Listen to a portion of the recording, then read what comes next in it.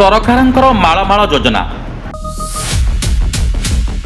ମାତ୍ର ଏଠି ଦେଖିଲେ ଲାଗୁଛି ସତେ ଯେମିତି ଯୋଜନା ଏଠି ବାଟ ହୁରୁଡ଼ିଛି।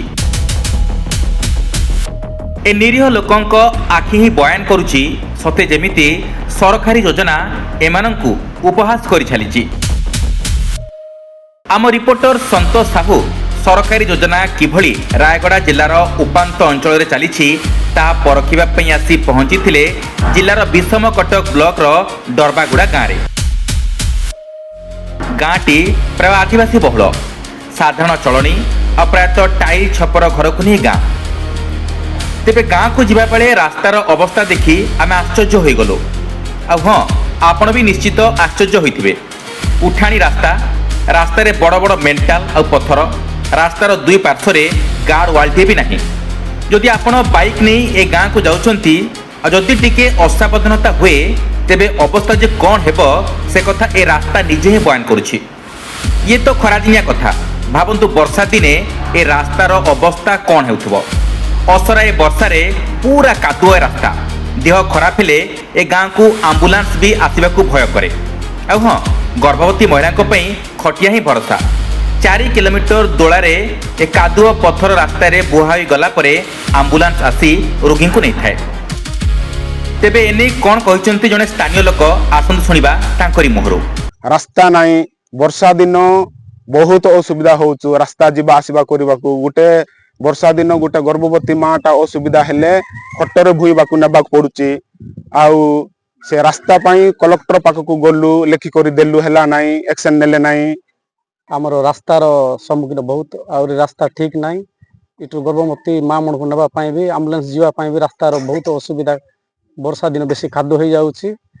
ଏଠି ଅଙ୍ଗନବାଡ଼ି ସେଣ୍ଟରକୁ ଗଲେ ମଧ୍ୟ ବେଶୀ ଦୂର ହେଇଯାଉଛି, 8 କିଲୋମିଟର ହେଇଯାଉଛି। ଗାଁ ଭିତରେ ବୁଲୁ ବୁଲୁ ଟିକେ ଶୋଷ ହେବାରୁ ନଜର ପଡ଼ିଥିଲା ଗାଁ ଭିତରେ ଥିବା ଏକ ନଳକୂପ ଉପରେ। ତେବେ ନଳକୂପକୁ ଦେଖି ଲାଗୁଥିଲା ଯେମିତି କେଉଁ କାଳରୁ ଏହା ଅଚଳ ହୋଇ ପଡ଼ିଛି। ତଥାପି ତୃଷ୍ଣା ମେଣ୍ଟାଇବା ପାଇଁ ଏ ନଳକୂପ ମାରିଥିଲୁ, କିନ୍ତୁ ଏଥିରୁ ବୁନ୍ଦାଏ ବି ପାଣି ବାହାରିଲା ନାହିଁ। ଗାଁରେ ଦେଖିଲୁ ଝର ଜଳ ସେଚନ ପ୍ରକଳ୍ପ ନାଁରେ ଏକ ସାଇନବୋର୍ଡ, ମାତ୍ର ତାହା ବି ଅଧପନ୍ତରିଆ। ଖରାଦିନେ ଲୋକେ ପାଣି ପାଇଁ ଡହକ ବିକଳ ହେଉଥିବା ନେଇ ବାରମ୍ବାର ସ୍ଥାନୀୟ ପ୍ରଶାସନକୁ ଜଣାଇଥିଲେ ମଧ୍ୟ ଲାଭ କିଛି ହୋଇନାହିଁ, ଯାହାକି ଏ ନଳକୂପ ହିଁ ନିଜେ ବୟାନ କରୁଛି। ଆଉ ପାଣି ବିଷୟ ନେଇକି କହିଲେ ସାର୍, ଆମର ପାଣି ସବୁ ଗାଁରେ ସୋଲର ବୋର୍ ଦିଆହେଇଛି, କିନ୍ତୁ ଆମ ଗାଁରେ ଆଜି ପର୍ଯ୍ୟନ୍ତ ଗୋଟେ ସୋଲର ବୋର୍ ନାହିଁ। ତେଣୁ 3-4ଟା ବୋରିଂ ଅଛି। ବୋରିଂରେ କେତେବେଳେ ଖରାପ ପାଣି ବାହାରୁଛି, କେତେବେଳେ ଭଲ ପାଣି ବାହାରୁଛି। ତେଣୁ ସେ ସୋଲର ବୋର୍ ଟିକେ ଦେଇକି ଦେଇଥିଲେ ଆମର ଟିକେ ଉପକୃତ ହେଇଥାନ୍ତା। ଏସବୁ ଭିତରେ ବୁଝୁ ବୁଝୁ ଜଣାପଡ଼ିଲା ଗାଁରେ ଅଙ୍ଗନବାଡ଼ି କେନ୍ଦ୍ରଟିଏ ବି ନାହିଁ। ତେଣୁ କୁନି କୁନି ପିଲାମାନେ ଚାଲି ଚାଲି ଦୁର୍ଗମ ପଥରେ 10 କିଲୋମିଟର ଗଲା ପରେ ଅନ୍ୟ ଏକ ଗାଁରେ ଥିବା ଅଙ୍ଗନବାଡ଼ି କେନ୍ଦ୍ରକୁ ଯାଆନ୍ତି। ଆମ ଗାଁରେ ଅଙ୍ଗନବାଡ଼ି କେନ୍ଦ୍ର ନାହିଁ ସାର୍। ଅଙ୍ଗନବାଡ଼ି ସେଣ୍ଟର ଅଛି 8 କିଲୋମିଟର ଦୂର। ପିଲାମାନେ ଯିବାକୁ ଅସୁବିଧା। ସ୍ଥାନୀୟ ଲୋକ ଏବଂ ପାରିପାର୍ଶ୍ୱିକ ସ୍ଥିତି ଦେଖିଲା ପରେ ଆମେ ଦେଖିଲୁ ଯେ ଏଠି ଯେମିତି ଯୋଜନା ବାଟ ଭାଙ୍ଗି ଚାଲିଯାଇଛି।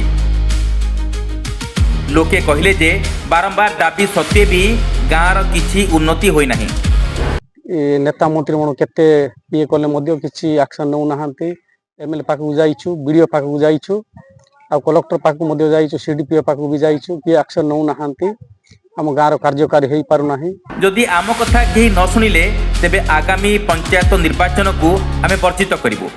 ଆଉ ସବୁଠାରୁ ବଡ଼ କଥା ହେଲା ଡବଲ ଇଞ୍ଜିନ୍ ସରକାରରେ ରାଜ୍ୟର ମଙ୍ଗ ଜଣେ ଆଦିବାସୀ ଧରିଥିବା ବେଳେ ଆଦିବାସୀ ଅଧିଷ୍ଠିତ ଗାଁଗୁଡ଼ିକ କିଭଳି ସାଧାରଣ ସୁବିଧା ସୁଯୋଗ ଠାରୁ ଏତେ ବଞ୍ଚିତ ତାହା ଦେଖି ଆଶ୍ଚର୍ଯ୍ୟ ଲାଗୁଛି ବୋଲି ବୁଦ୍ଧିଜୀବୀମାନେ ମତ ଦେଲେଣି। ରାୟଗଡ଼ାରୁ ସନ୍ତୋଷ ସାହୁଙ୍କ ରିପୋର୍ଟ, ନ୍ୟୁଜ୍ ଆଲର୍ଟ 24x7।